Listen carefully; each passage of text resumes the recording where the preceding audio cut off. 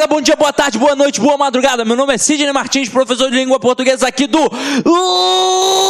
Aqui Concursos, o maior site de videoaulas do Brasil, quiçá das Américas, provavelmente do mundo. Então vem aqui comigo, meu companheiro. Hoje a gente vai estudar a relação das classes gramaticais.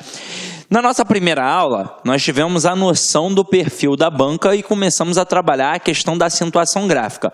Hoje, a gente vai trabalhar o processo de análise morfossintática, porque a gente vai começar a entender como é que funciona a língua portuguesa no todo realmente. E é o seguinte, a aula de hoje é muito importante, porque na escola, provavelmente, você estudou todas as 10 classes gramaticais de forma isolada. Então você estudou primeiro tudo sobre substantivo, depois tudo sobre adjetivo. Lá no final você foi estudar o advérbio. E aí, lembrava alguma coisa do substantivo? Obviamente não. Aí o que nós vamos fazer agora? Nós vamos traçar uma estrutura em que você vai perceber como é que essas classes se relacionam. Então é dessa forma que nós vamos aprender. Vou tecer aqui alguns comentários que não vou aprofundar. E por que não vou aprofundar? Porque você não tem necessidade. A gente vai direcionar exatamente para aquilo que vai cair na sua prova. E aí depois eu vou mostrar dessas 10 classes gramaticais realmente quais são as mais importantes sempre, tá? Mas num primeiro momento, vamos até retomar um aspecto que a gente estava trabalhando na aula passada, relacionado às modalidades da gramática. Nós temos 5 campos a serem estudados: o campo do som, o campo da forma, o campo do estilo, o campo do significado e o campo do relacionamento. 5 modalidades. E é o seguinte, nós traçamos um perfil em que, ao pensar em som na língua portuguesa, a gente pensa automaticamente em fonema e isso faz você pensar em fonética. Lembra direitinho? Então, a fonética é a modalidade da gramática responsável por estudar o campo do som. Até aí tudo bem. A gente até deu uma olhada já como é que isso funciona na prova. E aí já está tranquilo. Agora, o campo da forma, a gente pensa no morfema, que faz a gente pensar em morfologia.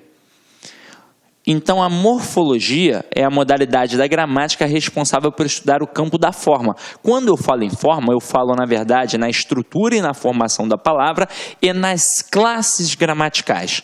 A matéria que mais cai em provas é a análise sintática, quando, na verdade, nunca foi sintática, sempre foi uma análise morfossintática. Então, está aí a importância das classes gramaticais. Eu preciso ver a qual classe gramatical o camarada está ligado, para aí sim eu conseguir classificar aquele termo sintaticamente. Sem contar que ao estudar a língua portuguesa num todo, a gente percebe que a análise textual só acontece depois da análise gramatical. Hoje eu vou até mostrar para vocês como é que isso funciona na íntegra. E sabe quem é o primeiro elemento? É esse cara aqui, ó, o morfema. O morfema é a menor unidade significativa de uma palavra. Tudo na língua portuguesa começa nele. E aí presta atenção, se eu digo análise textual, tudo bem, mas eu também chamo de análise gramatical e chamo de análise sintática. Se eu chamo de análise, isso é interpretação. Então a gente está interpretando o tempo todo na língua portuguesa. Agora, vem aqui comigo. Estilo, a gente já sabe que é estilística. De vez em quando a gente vai precisar até buscar um conhecimento aqui, mas o conhecimento mais importante está aqui, ó, no campo do significado, que faz a gente pensar em semântica. A semântica, sim, é uma modalidade extremamente importante. Está relacionada ao processo de compreensão e interpretação de textos. E é o seguinte, isso vai cair na tua prova? Isso vai cair na tua prova, mas eu vou até te tranquilizar. Depois, em algumas aulas posteriores, nós vamos estudar isso aqui com mais calma e tranquilidade.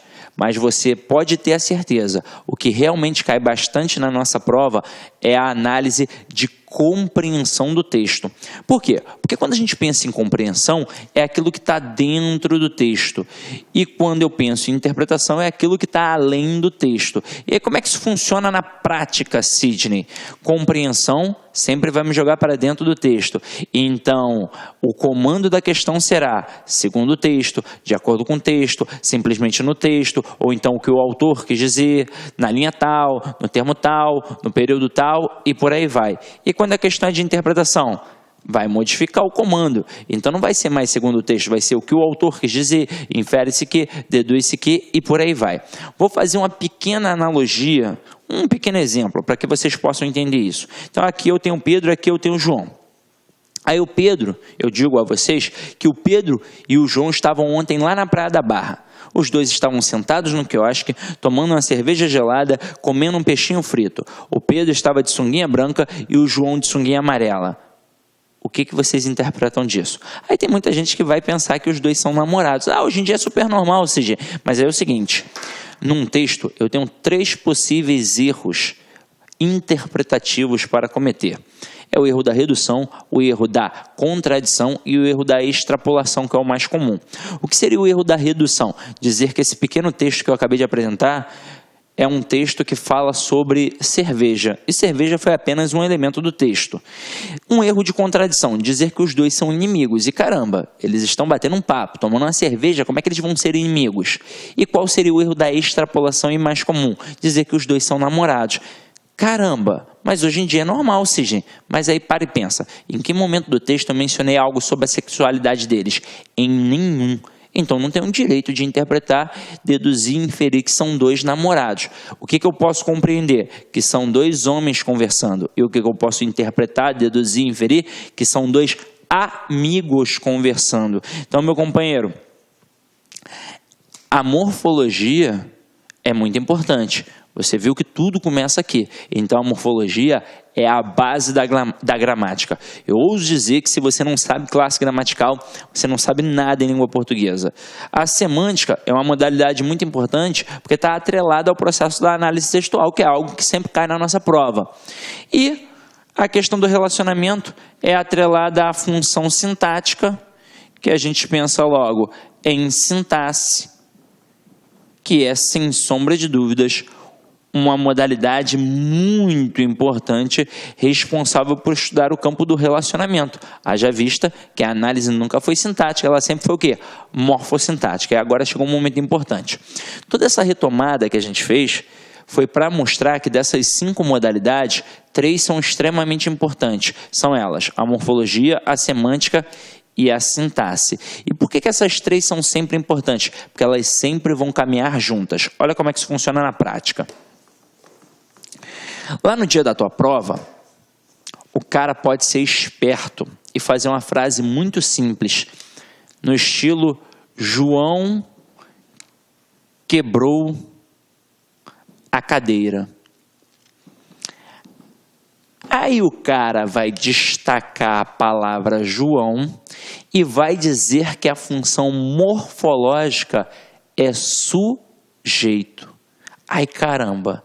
Ele está testando a tua falta de atenção. Na hora você vai pensar, foi o João que quebrou realmente. Então se o João quebrou, o João é o sujeito. Mas aí repara, ele não falou de função sintática. Ele falou de função morfológica.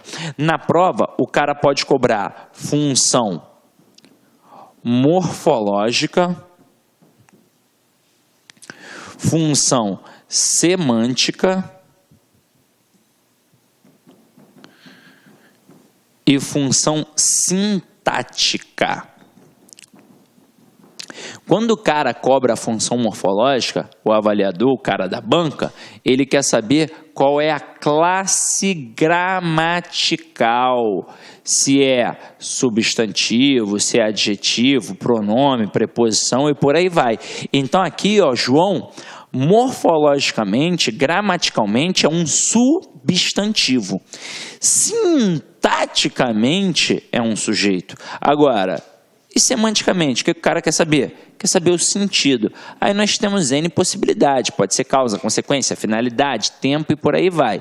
Agora, quando o camarada pede a função sintática, aí ele está querendo saber sobre os termos da oração. Ou seja, se é sujeito, se é predicado, se é objeto direto, objeto indireto, adjunta adnominal, adjunta adverbial e por aí vai. Aí você vai falar assim, caramba, Sidney, é muita coisa para estudar, vou ficar desesperado. Mas aí vocês vão ver a importância da classe gramatical. Se eu descobrir qual é a classe gramatical daquele termo destacado, eu já percorri 70% do trajeto. Então vocês vão perceber que está tudo sempre interligado. E aí observa, o camarada pede a função morfológica, mas eu também não deixo de observar sintaticamente. Ele me pede a função sintática, mas eu não deixo de observar morfologicamente. Ou seja, não existe só a morfologia de forma isolada, só a sintaxe. O que existe é a morfossintaxe. E às vezes a semântica ainda vai fazer parte disso. Tranquilo ou não tranquilo? E aí vamos adiante. Se a morfologia é a base, se a classe gramatical é a base, vamos começar pela classe gramatical. E é o seguinte, meu companheiro. Deixa eu apagar aqui para não ficar poluído visualmente. Agora a aula vai começar para valer. Nós temos 10 classes gramaticais, 4 invariáveis e 6 variáveis. Daqui a pouco a gente estuda as 4 invariáveis. Vamos começar pelas 6 variáveis. E aí preste atenção, ó. Nós vamos estudar exatamente assim, ó. Tá vendo?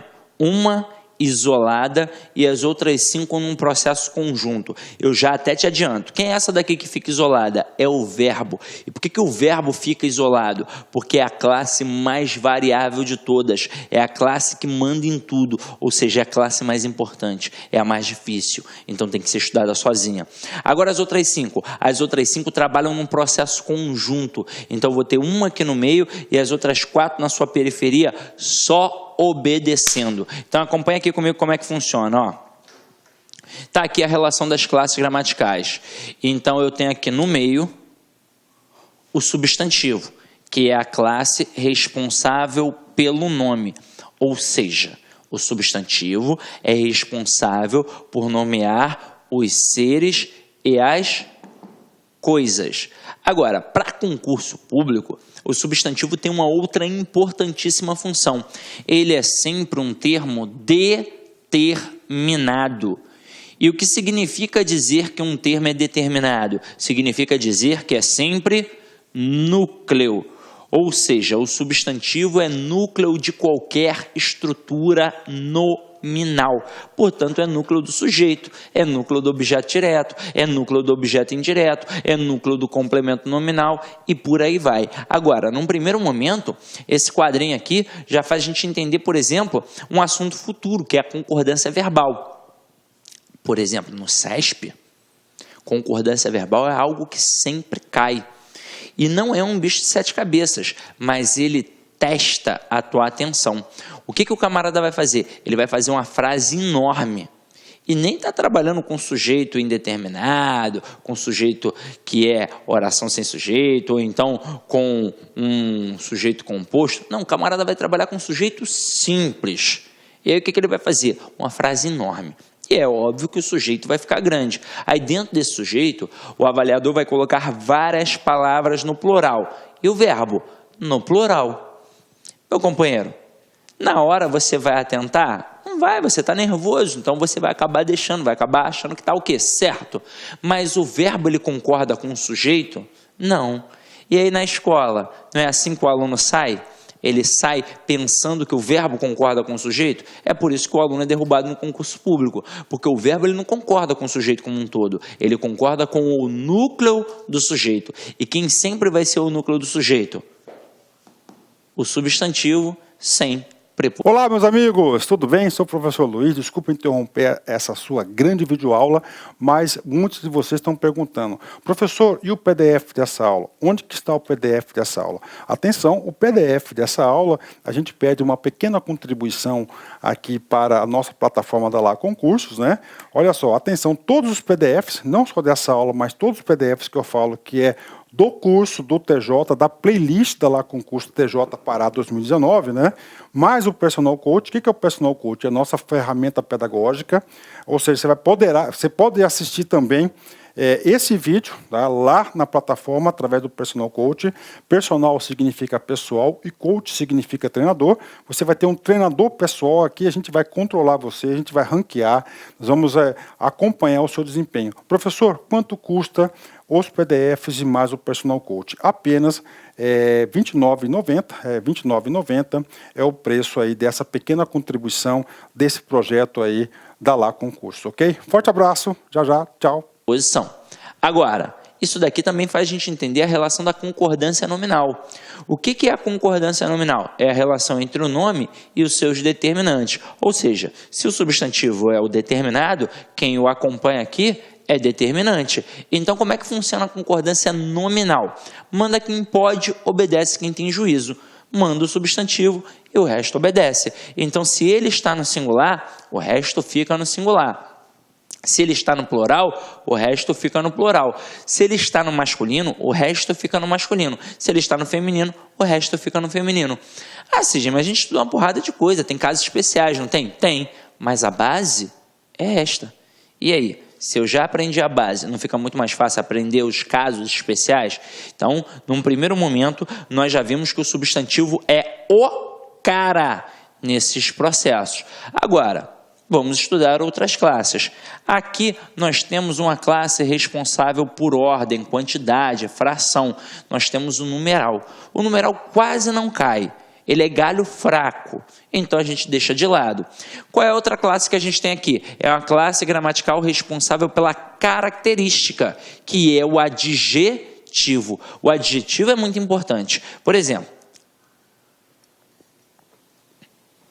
quando eu falei sobre a concordância nominal, provavelmente vocês pensaram logo em substantivo e adjetivo, e nem pensaram nas outras classes.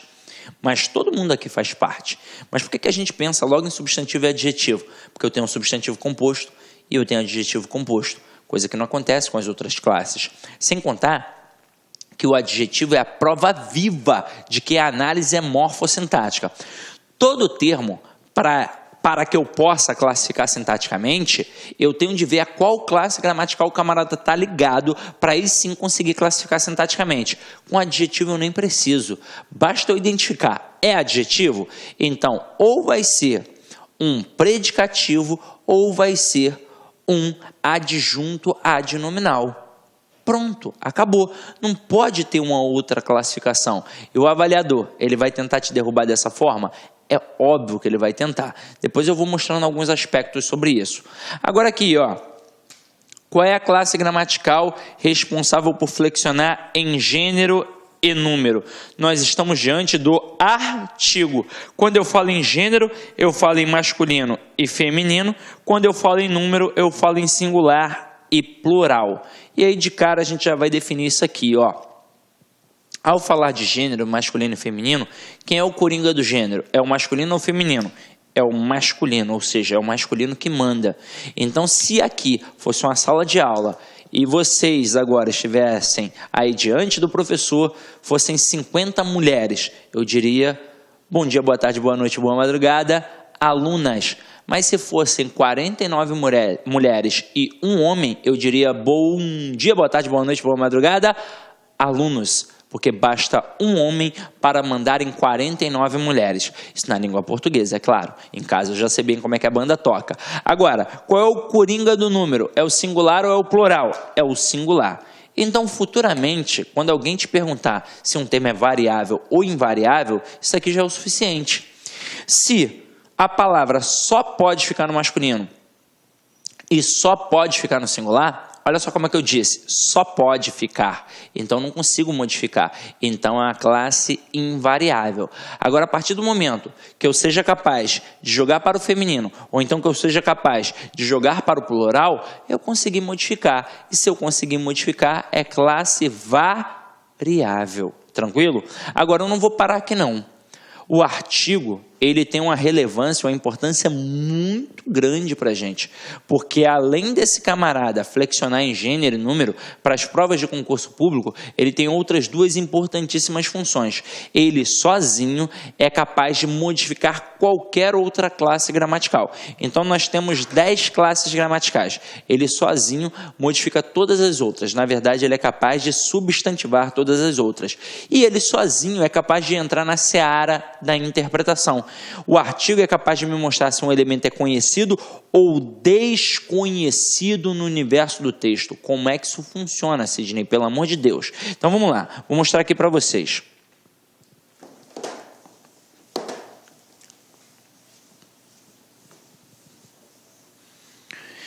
Frases relacionadas ao artigo que podem, inclusive, serem cobradas na nossa prova. Ó. Eu tenho o artigo definido e eu tenho o artigo indefinido. Para que serve cada um? Vamos entender. Ó. O artigo definido, ele serve, pode pegar caneta e lápis aí agora anotar perfeitamente. Ó. O artigo definido serve para falar de pessoa ou coisa conhecida no universo do texto. Já o artigo indefinido serve para falar de pessoa ou coisa desconhecida no universo do texto. Como é que isso funciona? Vamos lá, ó. Tá aqui o meu aluno, o Atadolfo. Tá aqui o meu aluno, o Atadolfo. Aí o Atadolfo vai entrar pela primeira vez no universo do texto. Aí eu digo assim, ó. Eu tenho um aluno que está de blusa vermelha. Pela primeira vez usei um artigo indefinido. Vou utilizar agora o Atadolfo pela segunda vez no universo do texto. E se está entrando pela segunda vez, já é o quê? Conhecido. Então eu digo assim, ó, o aluno que está de blusa vermelha também está de calça branca. Então, primeira vez, artigo indefinido. Segunda vez, já foi o artigo definido. Aí você vai falar assim para mim, ah, Sidney, mas eu sempre falo o sol, o mar e a lua. E você há de concordar comigo que são elementos conhecidos universalmente. Não tem por que indefinir. Aí você vai pensar assim, então eu sempre vou começar qualquer tipo de texto apenas com artigo indefinido? Não. Vai depender da sua intenção comunicativa. E aí vamos ampliar os horizontes. Em cada ato de fala, em cada ato de comunicação, eu sempre tenho duas coisas: quem fala e quem ouve. Ou seja, o emissor e o receptor. Vamos supor que eu, o professor aqui agora, Sidney Martins, sou emissor. E você que está em casa é o receptor ou interlocutor, como preferir. Beleza? E aí nós vamos trabalhar duas frases agora. Então, frase 1 e frase 2. Na frase 1, eu digo, um guarda multou a Atadolfa. E na frase 2, eu digo, o guarda multou a Atadolfa. Vamos analisar. Pelo decorrer, pelo processo que a gente está trabalhando aqui, você é esperto e já percebeu. Na hora que eu coloco um guarda multou a Atadolfa, eu mostro que o guarda é desconhecido, porque eu trabalhei com artigo indefinido. E na hora que eu boto o guarda multou a Atadolfa, eu vou mostrar que esse guarda é um guarda conhecido, porque eu trabalhei com artigo definido. Só que a gente vai aprofundar isso um pouquinho mais. Na hora, dentro do texto, que eu coloco um guarda multou a Atadolfa, eu mostro que eu, emissor, não conheço o guarda. Detalhe, você também não conhece nesse momento. Ah, Sidney, mas e se eu conhecer? Eu, emissor, nesse primeiro momento, não tenho como saber, porque se eu não conheço o guarda, como é que eu vou saber se você conhece? A gente até pode descobrir isso num outro momento do texto, mas neste texto especificamente, eu não conheço e você não conhece. Agora, quando eu coloco o guarda multou a Atadolfa, eu mostro que eu, emissor, conheço o guarda e mostro que você, receptor, com certeza conhece o guarda. Porque se você não conhecer, o ato de comunicação não será plenamente satisfatório. Você vai falar assim para mim, ué, Sidney, que guarda? E aí, perceberam? E é o seguinte, como é que isso daqui poderia cair na nossa prova? o SESC poderia fazer assim, ó, apresentar as duas frases em questão e dizer que as duas frases são idênticas morfologicamente, sintaticamente e semanticamente.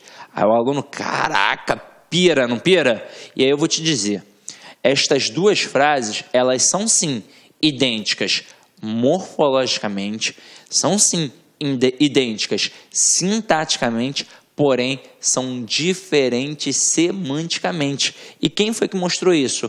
O artigo, porque numa frase eu tenho um guarda desconhecido e na outra frase eu tenho um guarda conhecido. Então são idênticas morfologicamente e sintaticamente, porém são diferentes semanticamente. Até aí, tudo bem? Show? Agora vamos lá. Já mostramos a questão de como o artigo vai mostrar se um elemento é conhecido ou desconhecido. Agora vamos ver como esse artigo é capaz de modificar qualquer outra classe gramatical. Então vamos supor que você que está estudando agora para concurso, você seja aprovado em primeiro lugar. Amém. Aprovado. Amém. Se Deus quiser. Aí você, jovem companheiro, homem, vai ser aprovado. Aí você tem uma namorada, uma noiva, mas se você for aprovado, meu companheiro, pode ter certeza, você vai casar. Porque na hora que a sua mulher, sua namorada, sua noiva, seja o que for, sua ficante, meu parceiro, você passou no concurso público, ela olhou no jornal, o teu nome, meu companheiro, ela vai ter a certeza que chegou a hora certa para casar. Aí, esta mulher vai ligar para você, meu amor, você passou em primeiro lugar na prova da Polícia Federal. Corre para casa agora. Meu amor, você passou em primeiro lugar na prova da Receita Federal. Corre para casa agora. Meu amor, você passou em primeiro lugar na prova do INSS. Corre para casa agora. E aí você vai correr para casa. Aí quando você chega à sua casa e abre a porta, tudo escuro, várias velas acesas, pétalas de rosa jogadas pelo chão, e não é um despacho de macumba, é apenas um clima romântico. Aí, quando você olha para a porta da cozinha, quem está lá? Sua namorada, linda, a Atadolfa, uma morena espetacular, com olhos azuis, com uma camisola de seda transparente, uma taça de martini na mão, ela olha para você e diz, amor, o jantar está na mesa. Uau! Então, neste momento, e aí é claro que para o jantar ser um sucesso, entrada amendoim e ovo de codorna, prato principal ostras e para beber um vinho catuaba. Agora, sem enrolação, na prova, o avaliador vai fazer o quê? Vai colocar uma frase como esta, vai destacar a palavra jantar e vai dizer para a gente que é um verbo. Será que muito aluno vai embarcar? Talvez sim, porque na escola nós aprendemos a identificar um verbo como? É aquele cara que eu posso conjugar. Eu janto, tu jantas, ele janta, nós jantamos, vós jantais, eles jantam. Então, caramba, é verbo. Só que aí, olha só o que aconteceu aqui. O que apareceu antes da palavra jantar? Um artigo. E o que o artigo faz com qualquer classe gramatical? Ele substantiva qualquer classe gramatical. Como é que é o nome disso daqui? O nome desse processo é derivação imprópria ou conversão. E aí vamos lá, um assunto super simples que tem na gramática, derivação.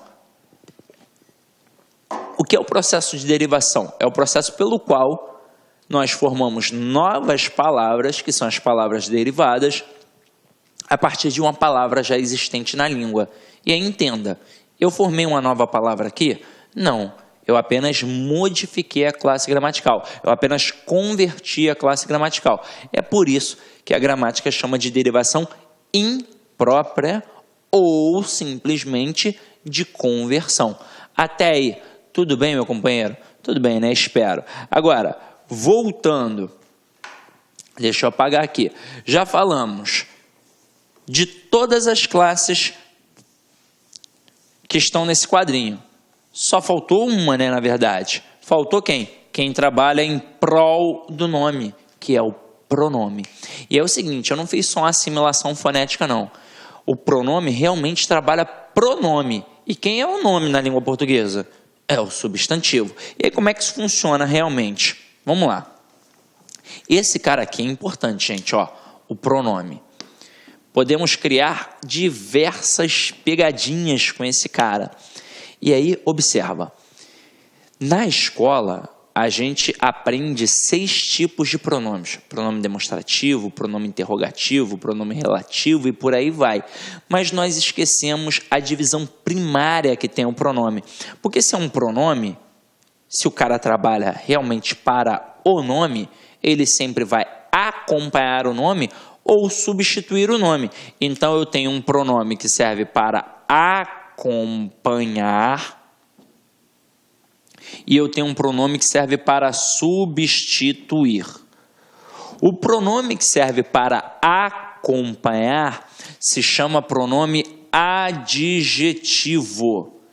E o pronome que serve para substituir se chama pronome substantivo. Como isso funciona na prática, Sidney? Pelo amor de Deus, vamos lá. Eu boto assim, ó, minha aluna é esperta. Aí eu te pergunto, quem é o sujeito nesta frase? E aí, como é que eu descubro? É só ir de cara no verbo e perguntar ao verbo quem é o sujeito. Eu sempre pergunto quem ou o que. Quem é esperta? Então a resposta é tudo isso aqui, ó, minha aluna. Tudo isso é o sujeito. Agora, quem é o núcleo do sujeito? É sempre o substantivo sem preposição. Ou seja, o substantivo aqui é a palavra aluna. Então, a aluna é o núcleo do sujeito. Agora, o termo minha está acompanhando o nome ou está substituindo o nome? Está acompanhando o nome. Então, a primeira análise que eu faço é que é um pronome adjetivo, para depois sim dizer que é um pronome possessivo, porque obviamente indica posse. Vamos supor que a prova não fosse para julgar em certo ou errado. Vamos supor que o SESP trabalhasse aquelas questões de opções. Então, é para o camarada marcar A, B, C ou D. Aí ele pega uma frase simples como essa, destaca a palavra minha e pergunta qual é a classe gramatical. Aí bota na letra A, sujeito. Na letra B, bota advérbio. Na letra C, bota pronome relativo. E na letra D, bota pronome adjetivo. Tem aluno que vai sair da prova pensando, caramba, questão anulada. Mas tem resposta, não tem? A resposta é pronome adjetivo. É claro que é um pronome possessivo também, mas é um pronome adjetivo. O que ele não poderia fazer aqui? Ele não poderia criar a opção E e dizer que é um pronome possessivo, porque aí nós teríamos 2 respostas. Agora, se fosse uma questão para julgar em certo e errado, o camarada destacaria a palavra minha e diria se tratar de um pronome adjetivo.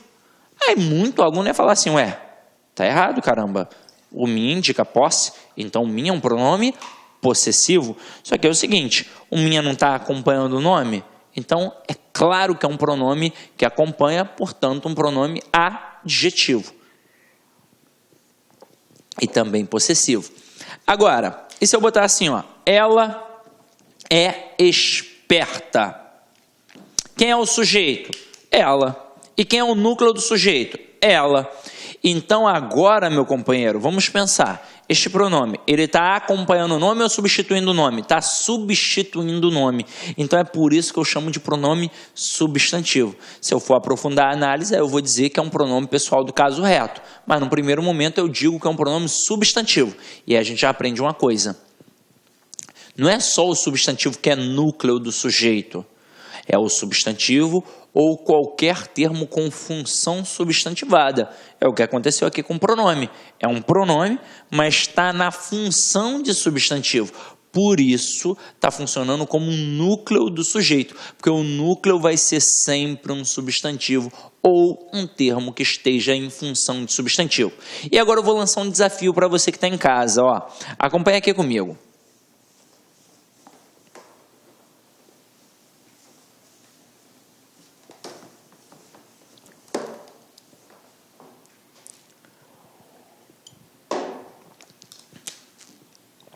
Eu vi ela. Esta frase está certa ou errada de acordo com o padrão culto da língua? Aí você vai falar, obviamente, que está errada. Aí eu te pergunto, por que está errada? Aí eu tenho certeza que se fosse uma turma aqui com 100 alunos, um montão ia falar assim, porque o correto é eu a vi. E aí vocês prestaram atenção na pergunta? Eu não perguntei qual é a forma correta, eu perguntei por que está errado. E aí muito aluno responderia, professor, é cacofonia, viela é uma ruazinha pequenininha. Não, o que nós temos aqui como errado é a estrutura sintática. Detalhe, eu perguntei se está errado de acordo com o padrão culto da língua, porque isso aqui é aceitável no contexto informal. Aí você vai falar, tá maluco, Sidney, como é que isso é aceitável no contexto informal? É tão aceitável quanto, por exemplo, dizer cheguei em casa, cheguei na escola, cheguei no curso. No dia a dia não é assim que a gente fala? E o verbo chegar não pode ser trabalhado no padrão culto da língua com a preposição em. O verbo chegar é trabalhado com a preposição a. Então, o correto é cheguei à casa, é cheguei ao colégio, é cheguei ao curso. Então, no contexto informal, está errado dizer cheguei. No contexto formal, está errado dizer cheguei em casa e está errado dizer eu vi ela. Mas no contexto informal, perfeito, aceitável, ambos. Agora, aqui é o seguinte, nós temos sujeito, verbo e objeto. O que nós quebramos foi a ordem da estrutura sintática. Porque quando a gente pensa em pronome pessoal, nós temos o pronome pessoal do caso reto e nós temos o pronome pessoal oblíquo. Por que se chama pronome pessoal do caso reto? Porque ele auxilia de forma reta a conjugação. Eu digo, eu canto, tu cantas, ele canta, nós cantamos, vós cantais, eles cantam. Nesse momento, os pronomes sempre assumiram função de quê? De sujeito. Então é por isso que o pronome pessoal do caso reto sempre assume a função de sujeito. E o pronome pessoal oblíquo sempre a função de objeto. Então aqui eu tenho um sujeito, tenho um verbo transitivo direto e tenho um objeto direto. O pronome pessoal do caso reto não pode assumir função de objeto direto.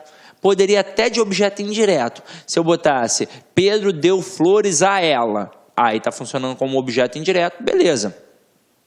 Futuramente eu vou falar com muita tranquilidade sobre essas estruturas de transitividade verbal. Agora, nesse primeiro momento, foi só para mostrar um exemplo curioso que a gente tem na língua. Provavelmente, na hora que eu perguntasse a forma correta, vocês iriam de bate-pronto, eu a vi. Mas... Olá, meus amigos, tudo bem? Sou o professor Luiz, desculpa interromper essa sua grande videoaula, mas muitos de vocês estão perguntando, professor, e o PDF dessa aula? Onde que está o PDF dessa aula? Atenção, o PDF dessa aula, a gente pede uma pequena contribuição aqui para a nossa plataforma da Lá Concursos, né? Olha só, atenção, todos os PDFs, não só dessa aula, mas todos os PDFs que eu falo que é do curso do TJ, da playlist da Lá Concurso TJ Pará 2019, né?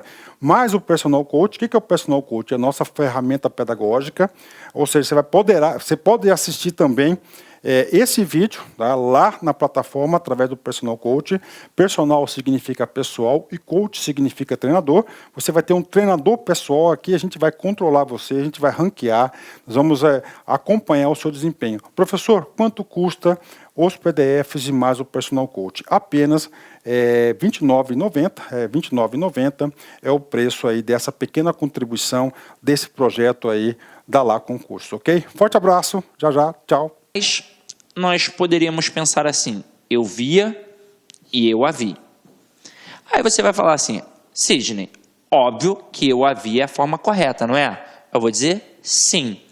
Só que aí muito aluno vai pensar que é pelo motivo do eu ser atrativo.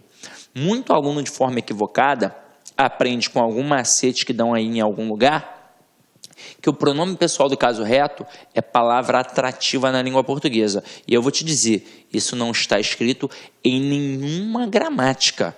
Nunca foi palavra atrativa e nunca será. Sabe por que eu a vi ficou melhor que eu via? Porque quando a gente diz num contexto informal, eu vi ela, é um passado. E é um passado que acabou, completamente realizado, já passou. E quando eu digo eu via, parece que eu estou dando um prolongamento nesse processo. Para não haver uma confusão semântica, olha o processo de estilística. Eu escolho a forma correta, a mais adequada, eu a vi. Porque aí é um passado completamente realizado. Agora, o eu nunca foi atrativo, tanto é que eu posso dizer eu te amo, mas eu também posso dizer eu amo-te. Ou seja, no processo de colocação pronominal que a gente vai estudar futuramente, quando tem um pronome pessoal do caso reto, assumindo ali a função de sujeito, o processo de colocação pronominal é facultativo. Ou seja, tanto faz ter próclise ou ênclise. Show? Pronome pessoal do caso reto não é atrativo. Aí agora vamos estudar um camarada. Eu até tinha colocado aqui as frases para a gente poder trabalhar, né? Meu aluno é esperto, ele é esperto, mas fica aí no teu material, você usa. Hoje eu estava a fim de falar da minha aluna, porque mulher é sempre mais esperta que o homem, né não? Não, Sidney, não. Para de conversa fiada. Então vem aqui comigo, Agora a gente vai estudar o verbo. E aí, por que eu deixei o verbo sozinho? Porque vocês vão perceber que o verbo realmente é um pouco mais difícil. E aí, hoje em dia, na nossa prova, é óbvio que eles não vão ficar cobrando conjugação verbal. Isso já não é cobrado há muito tempo. Isso é cobrado para a gente quando nós somos crianças. E aí é óbvio que o professor quer ficar fazendo isso, né, para nos sacrificar, para nos martirizar. Mas na prova não é assim que a banda toca. Mas a gente tem que entender como é que funciona o verbo, porque é a classe mais importante de todas. Então vamos lá, Quando eu falo em verbo, qual é a primeira palavrinha que vem à mente de vocês? Provavelmente é a palavra ação. Mas o verbo não indica apenas ação, ele também indica estado. Só que o verbo não indica apenas ação e estado, também indica fenômenos da natureza. Então o verbo indica ação, estado e fenômeno. Mas o verbo não é importante demais só por isso. O verbo, na verdade, é muito importante porque é responsável por um processo. Que processo é esse? O principal processo do sistema linguístico na língua portuguesa, que é o processo do sistema SVC, ou seja, sujeito, verbo e complemento. E é o seguinte, meu companheiro, por que o verbo é muito importante? Porque ele me diz quem é ele próprio, ele me diz quem é o sujeito e me diz quem é o complemento. Então eu descubro tudo atrelado ao processo da análise morfossintática, porque aqui eu vou descobrir todos os termos da oração, quem é sujeito, quem é predicado, quem é objeto indireto, adjunto adverbial e por aí vai. Então, meu companheiro, esse cara é muito importante. E olha a prova viva de que a análise é morfossintática. Eu tenho um sujeito que é função sintática, eu tenho aqui os possíveis complementos que vão ser função sintática e eu tenho um verbo, que é função morfológica. E quem é que manda em tudo? O verbo. Então, análise morfossintática. Mas neste momento a gente não vai estudar isso aqui não. A gente vai estudar isso aqui na aula de transitividade verbal. Agora a gente vai estudar um negócio que cai bastante na nossa prova. São as desinências verbais. E aí eu tenho a desinência modo temporal e eu tenho a desinência número pessoal. Preciso definir direitinho como é que isso funciona. Número e pessoa, super tranquilo. Tanto é que nas provas, quando o camarada vai cobrar, legal, ele pega um verbo e pede para você classificar o modo e o tempo. Mas número e pessoa, raramente, porque é muito tranquilo de entender. O que é número na língua portuguesa? A gente já sabe, é singular e plural. Então o camarada quer saber se o verbo está no singular ou no plural. Agora, o que é pessoa? São as pessoas do discurso. Quem fala, com quem se fala e de quem se fala. Ou seja, eu tenho primeira, segunda e terceira pessoas. Só que eu tenho primeira, segunda e terceira do singular, tenho primeira, segunda e terceira do plural. Quem é a primeira pessoa do singular? É o eu. Quem é a segunda pessoa? O tu. Quem é a terceira pessoa? O ele ou ela. Agora, quem é a primeira pessoa do plural? O nós. Quem é a segunda pessoa do plural? O vós. Quem é a terceira pessoa do plural? O eles ou elas. Agora, isso daqui é muito tranquilo. Onde o bicho realmente pega? No modo e no tempo. Então, como o bicho pega no modo e no tempo, eu vou até apagar o quadrinho aqui para a gente falar só deles. E acompanha aqui comigo, ó. Quando eu falo em modo na língua portuguesa, quantos modos verbais nós temos? Nós temos 3 modos verbais. Nós temos o modo indicativo, nós temos o modo subjuntivo e nós temos o modo imperativo. Para que serve cada um desses modos? A própria palavra já dá uma luz para a gente. Se é um modo indicativo, é porque indica um fato, ou seja, trabalha com aquilo que é certo, com aquilo que é real. Então aqui, ó, vai trabalhar com a atitude realista. E o modo subjuntivo vai trabalhar na contrapartida, porque vem da subjetividade. Se o indicativo trabalha com aquilo que é certo, o subjuntivo trabalha com aquilo que é incerto, com aquilo que é uma possibilidade, com aquilo que é uma hipótese. Então trabalha com a atitude hipotética.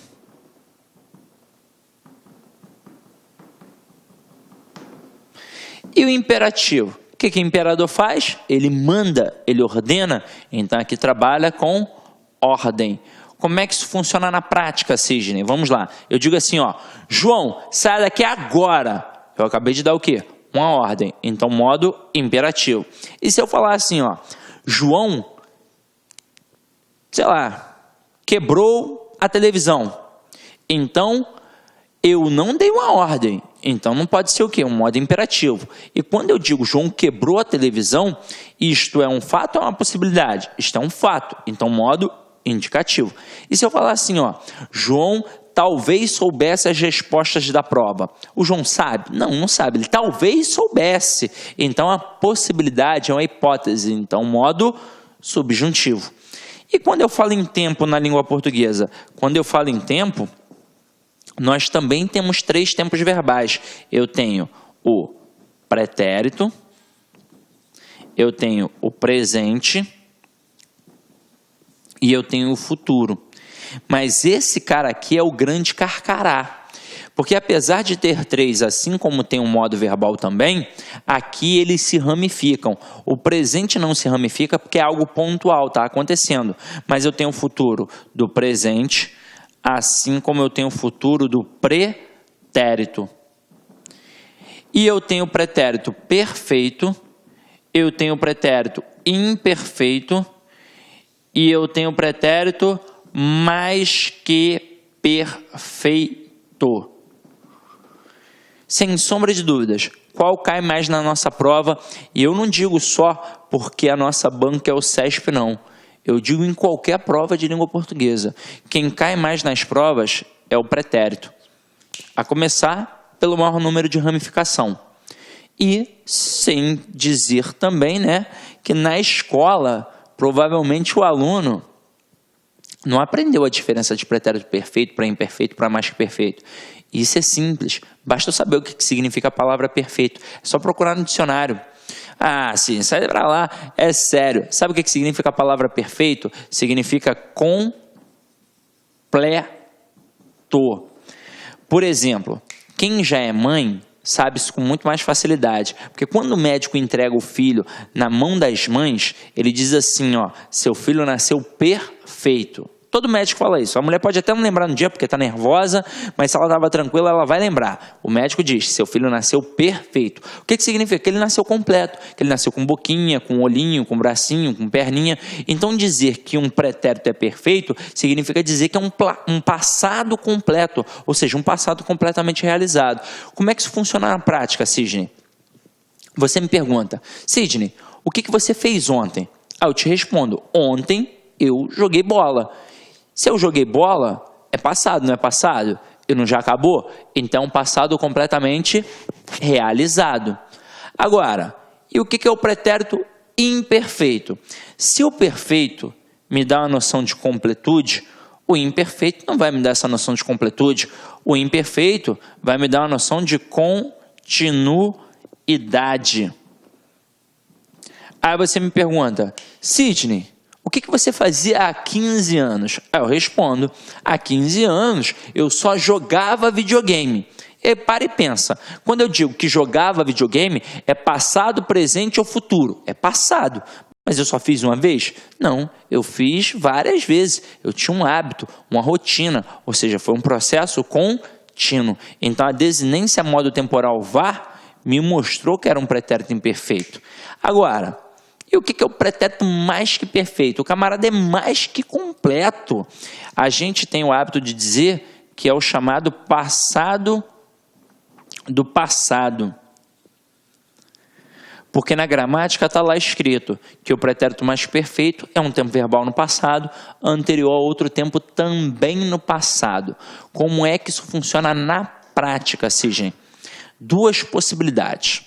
E aí é o seguinte, vou até entrar aqui agora na frente, porque você provavelmente já anotou. Se não anotou, é só dar um pause aí e anotar, não tem problema. Até mesmo porque aqui no sítio Concursos, no LAC Concursos, a gente não trava a videoaula, é acesso irrestrito, você pode ver quantas vezes quiser. Então vem aqui comigo, ó. É óbvio que o avaliador pode pensar assim, vou fazer uma prova para o nível médio, ou então vou fazer uma prova para o nível superior. Mas, na hora, eu acho que ele nem vai ficar fazendo isso. Mas, normalmente, teoricamente, seria mais ou menos assim. Se o camarada vai fazer uma prova de nível médio, ele vai colocar os dois verbos para que você possa visualizar. Então, ele vai criar um texto e vai dizer assim, ó, João sempre tirava os sapatos que sua mulher usara na festa. E aí, veja comigo. Eu disse que o João tirava os sapatos que sua mulher usara na festa. O que aconteceu primeiro? Primeiro, a Maria usou o sapato ou o João tirou o sapato? Primeiro a Maria usou, né? Para depois o João tirar. Então este usara é um tempo verbal no passado anterior a outro tempo também no passado. Ou seja, é um pretérito mais perfeito. Nós descobrimos através da desinência modo temporal ra. E aí é o seguinte, se fosse uma prova de nível superior, né? Não que obrigatoriamente o camarada faça assim, tá? Eu quero que vocês entendam. Mas ele poderia fazer assim, contando com o teu conhecimento linguístico e com o teu conhecimento de mundo. Então ele pegaria assim, ó, o João e o Pedro. Aí o João perguntaria assim para o Pedro, seria um diálogo. O João perguntaria, Pedro, em 2000 você estava fazendo faculdade? Aí o Pedro responde para o João, João, em 2000 eu fizera a faculdade de Direito. Eu já sei que o João, na verdade o Pedro, fez mais de uma faculdade. Porque se ele tivesse feito apenas a de Direito, ele responderia para o João. João, eu em 2000 fiz a faculdade de Direito. Como ele respondeu que fizera a faculdade de Direito, provavelmente ele fez outra depois, ou outras, não importa. Mas na hora que ele colocou fizera, ele mostrou, através do pretérito mais perfeito, que é um tempo verbal no passado, anterior a outro tempo também no passado, que depois da faculdade de Direito, houve outra ou outras. Tranquilo ou não tranquilo? Agora, já que a gente visualizou tudo isso, vamos colocar na prática para ver como é que o negócio funciona realmente, ó. Eu escrevo aqui, ó, ganhávamos não. Já que eu falei do verbo jogar, né, aí, do videogame, vou botar assim, ó, jogávamos. Aí pensa aí comigo, ó, você que está em casa, quantas palavras eu tenho aqui, ó, jogávamos? Aí você está pensando assim, pô, essa pergunta aí é o quê? Tá de sacanagem, Sidney? Não tô, não. Aqui nós temos, obviamente, uma palavra, mas eu tenho certeza que algum aluno enxergou mais de uma palavra, porque eu faço isso em cursos presenciais e eu sei que a galera enxerga mais de uma palavra. Na verdade, aqui só tem uma palavra. O que acontece é que nós somos capazes de enxergar partes menores. Eu posso dividir esta palavra em 4 partes menores. Aqui, aqui, aqui e aqui. Por que eu consegui dividir a palavra em 4 partes menores? Porque cada pedacinho aqui possui uma significação. E aí eu consigo dividir a palavra em morfemas. Então cada pedacinho aqui é um morfema. Aqui é um morfema, aqui é um morfema, aqui é um morfema, aqui é um morfema. Nós temos 4 morfemas. que nós somos capazes de conhecer através de outros nomes mais tradicionais. Este primeiro morfema aqui se chama radical ou base significativa. Por que se chama radical ou então base significativa? Simples. O gramático, quando colocou a palavra radical aqui, ele quis fazer uma associação com a raiz da planta. O que é a raiz para uma planta? É a base de sua sustentação. O que é a raiz para uma palavra? É a base de sua significação. É por isso que eu chamo de radical ou base significativa. Mas como assim, Sidney, base de sua significação? Significa que eu posso modificar qualquer outro morfema e ainda assim estarei falando do verbo jogar. Eu posso trocar esse vá, colocar um RE aqui e vai ficar jogaremos. E ainda assim estou falando de quem? Do verbo jogar. Mas se eu trocar esse radical aqui por cante, por exemplo, aí eu estarei não mais falando do verbo jogar, estarei falando do verbo cantar. Então, radical vai ser sempre a base da significação. Até aí, tudo bem? Agora, meu companheiro, depois deste camarada aqui do radical, nós temos o quê? Nós temos a vogal temática. A vogal temática, por incrível que pareça, tem duas funções. A primeira função é servir de elo, então vai fazer a ligação entre o radical e as desinências. E a segunda função, que é muito mais importante para nós em concurso público, serve para indicar qual é o tipo de conjugação verbal. Então, na língua portuguesa, nós temos 3 tipos de conjugações verbais. Nós temos primeira conjugação, segunda conjugação, terceira conjugação. Como funciona? Os gramáticos estavam estudando a língua portuguesa e perceberam que dava para guardar os verbos em 3 gavetinhas. Os verbos com terminação em AR, primeira conjugação, ER, segunda conjugação, e os verbos terminados em IR, terceira conjugação. E aí observa o que aconteceu. Nós não temos na língua portuguesa verbos terminados em UR, mas nós temos sim verbos terminados em OR. Aí o que eu vou fazer? Quarta conjugação? Não, só tem 3. Aí eu vou colocar onde? Na primeira, na segunda ou na terceira? Vou colocar na segunda conjugação. Ué, Sidney, mas por quê? Explicação simples da gramática. O verbo por, assim como seus derivados, antigamente era terminado em ER. Ou seja, o verbo por já foi verbo poer. E onde ficava a sua vogal temática? Na letra E. É por isso que os verbos terminados em OR fazem parte da segunda conjugação e sempre farão. Agora aqui, jogávamos. É primeira, segunda ou terceira conjugação? É primeira conjugação porque é do verbo jogar. Tranquilo? Agora, se a vogal temática faz a ligação entre o radical e as desinências, obviamente agora eu tenho quem? As desinências. Se apareceram 2, eu tenho na sequência, primeiro a desinência modo temporal, depois a desinência número pessoal. Então este vá aqui é o que a gente chama de DMT. É a desinência modo temporal. E o MOS aqui é o que a gente chama de DNP. O que a gente chama de desinência número pessoal. Aí vamos supor, você que está em casa. Eu peço agora, classifica aí para mim, qual é o tempo e o modo verbal de jogávamos. Se fosse uma sala de aula presencial, tu ia ficar bolado comigo agora. Pô, justo eu, Sidney. Mas aí vamos lá. Na hora que você olha, tem 2 formas para a gente poder classificar isso.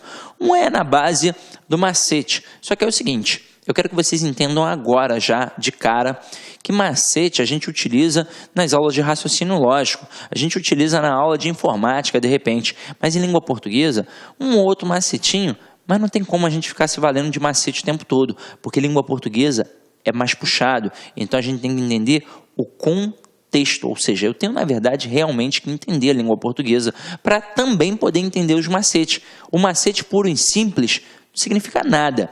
E aí é o seguinte, quando você olha a palavra aqui de forma isolada, talvez você tenha uma certa dificuldade. Por quê? Porque na língua portuguesa tudo depende de quê? De contexto. Então não dá para classificar um termo isoladamente. Aí o que eu faço? Eu pego esta palavrinha e vou empregar num pequeno texto. Um pequeno texto. Veja se não é possível dizer: Pedro, João e eu jogávamos bola na quadra da igreja. É possível, não é possível? E quando eu digo Pedro, João e eu jogávamos bola na quadra da igreja, vamos pensar na questão do modo verbal. Eu tenho um modo imperativo, subjuntivo e indicativo. Eu dei alguma ordem? Não. É um fato ou é uma possibilidade? Quando eu digo Pedro, João e eu jogávamos bola na quadra da igreja. Isso é um fato. Então o modo é o quê? Indicativo. Agora vamos pensar no tempo verbal. Quando eu digo Pedro, João e eu jogávamos bola na quadra da igreja, isso é passado, presente ou futuro? Isso é passado. Agora, responde para mim, eu só fiz isso uma vez? Não, era um hábito, fazia sempre. Então, eu demonstrei que é um pretérito imperfeito. Portanto, nós temos aqui um pretérito imperfeito do indicativo. Qual seria a outra possibilidade de descobrir? Através da desinência modo temporal vá. Toda vez que eu tenho um verbo de primeira conjugação, jogar, cantar, falar, quando aparece o vá, é para mostrar que é um pretérito imperfeito do indicativo. Jogava, cantava, falava e por aí vai. Então aqui, ó, eu tenho um pretérito imperfeito do indicativo. Detalhe, é o cara que mais cai nas provas de concurso público. Agora, o MOS é a desinência número pessoal. E aqui é mole. Quem é que está jogando? Nós. Nós jogávamos. Então, se é o nós, é primeira pessoa do plural. Tranquilo ou não tranquilo? Tá vendo que não é nenhum bicho de 7 cabeças, não é? Aí tem aluno que fala assim, como não, Sidney? Coisa pra caramba, como é que não é um bicho de 7 cabeças? É só a gente criar o quê? O hábito, a rotina, que isso daqui vai se tornar mais tranquilo. Agora, como eu prometi a vocês,